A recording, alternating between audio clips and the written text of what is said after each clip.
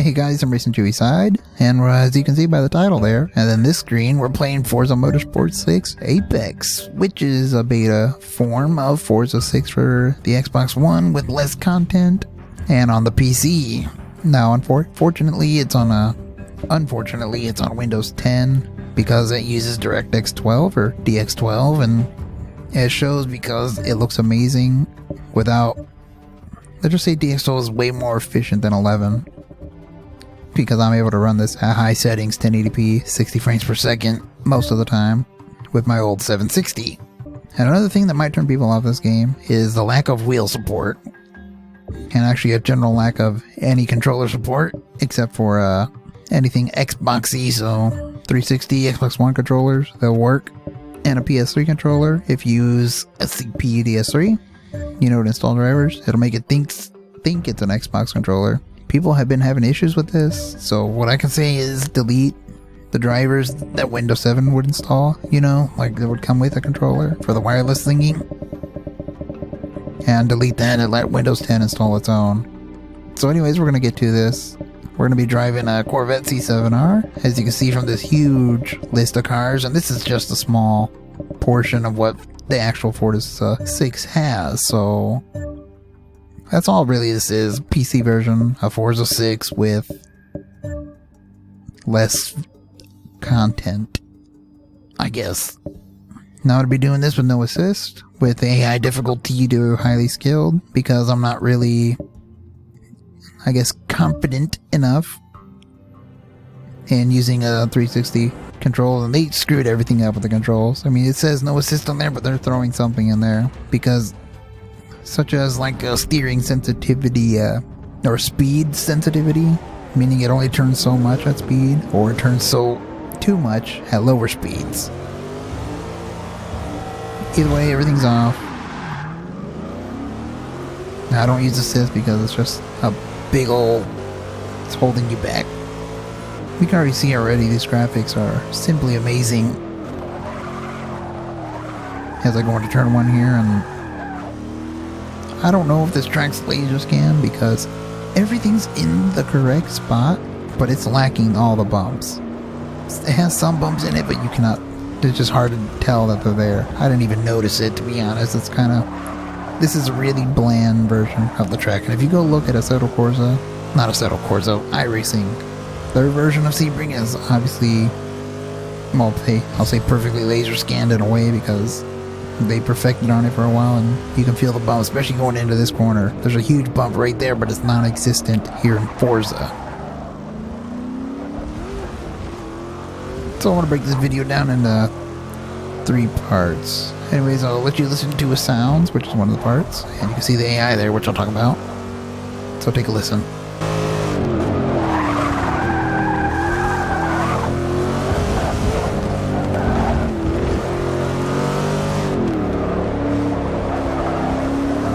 Anyways, that's enough for the sound. So I said I was going to do sounds, AI, graphics obviously, physics, and I don't know, fun. And the interior here. You can see why I was using the chase cam. If you're familiar with any of my videos, I always say I hate the chase cam in any racing sim / game because they suck. Well, this is the only game I have to use it in, because there's no field of view adjustment in Forza 6 Apex. For the fact is, well, it just feels like you're so far back in the seat, and the world is too far away from you anyway, even if you were to be able to move up. Because there is such thing as a proper field of view, not preference, but I do a little bit of both. I'll do a tutorial or video on that, talking about FOV, because it's quite important if you ask me, and you can just see it feels like I'm in the back seat. Another thing is, you'll see pretty much right here, the problem with the AI is they're too powerful, then they're too weak at the same time. You'll see it. This Zonda should not be able to corner as well as this Vet. And it blows by me like nothing. Look at that, just full blows by me. Kills me on the straight going into 1. You'll see what happens.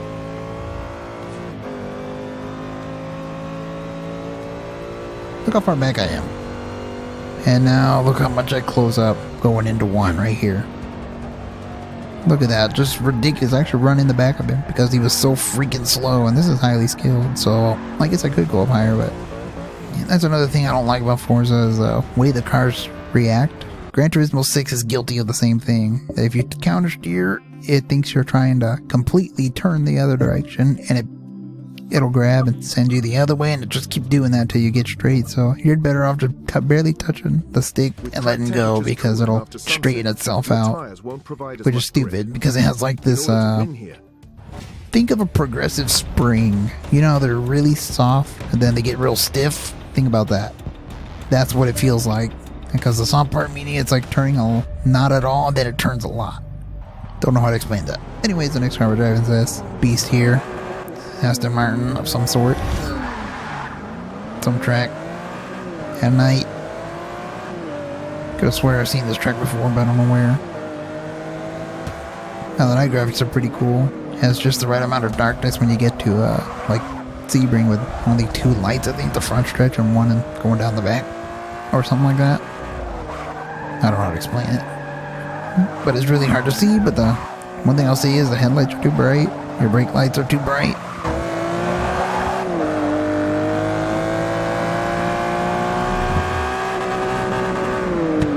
And this is where you can really see where Forza and GTA 6, you know, like these kind of games, what they excel in street cars.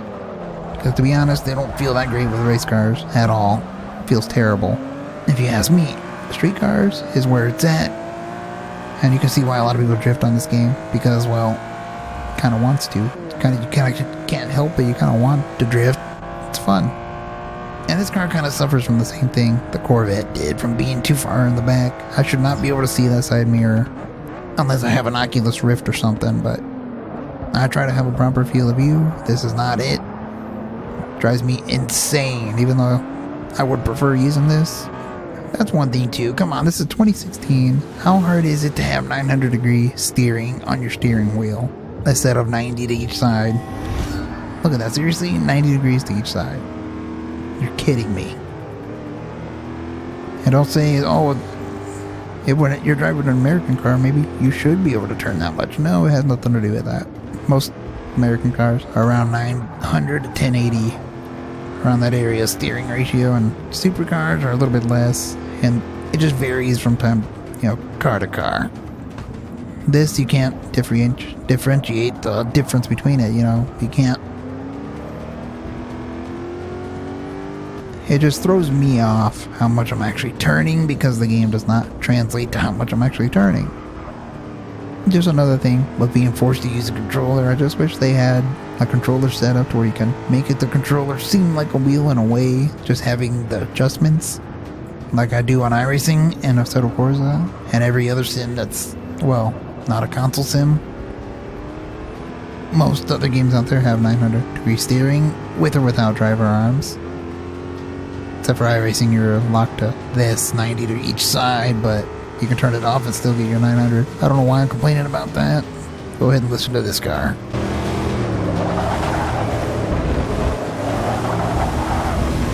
Alright, good enough. You can see how dumb the AI is sometimes, and then how good they are. Sometimes you'll see some defending. I don't know, just my opinion there. I don't like the AI. But yeah, I have all these complaints about this game, and yeah, I can see why it's a success. Pretty much anyone can get in here and drive. And 2, the graphics are amazing. 3, it's just fun experience. That's what it's supposed to be about, right? Fun. So I can see myself buying a full version of this game if they ever make it like the Xbox One version. You see, this is one of the only cars I use the interior in. Or that car was, I should say. Now here we are, Brands Hatch in the rain in a VW of some sort. I want to say Golf, but I'm not sure.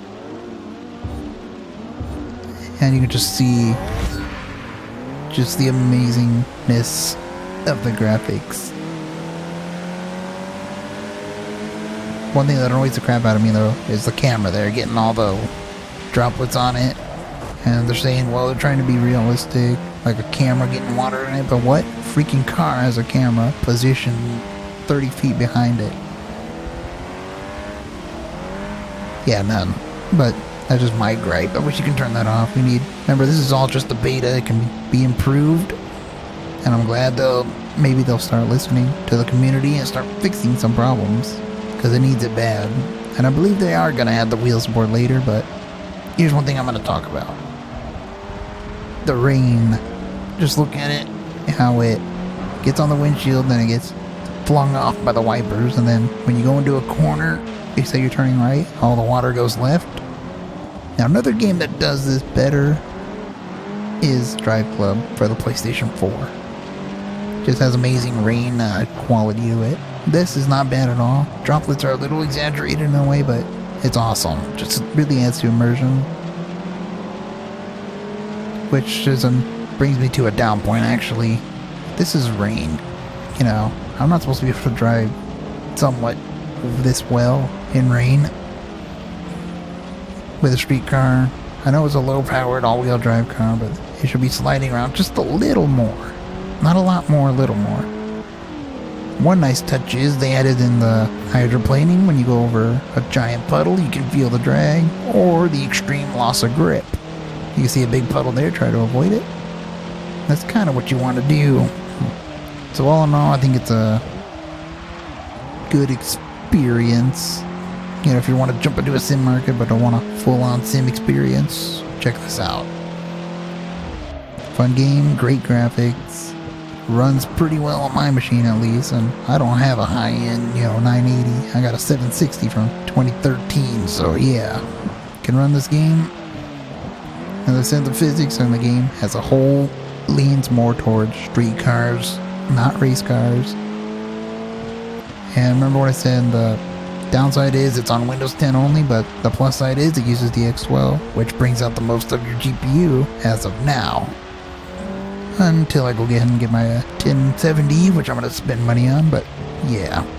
Anyways, tomorrow should be the track guide for Dover. If whoever watches this knows what I'm talking about. I'll do more of these in the future. So yeah. Anyways, it's been Sim Racing Chewy Side.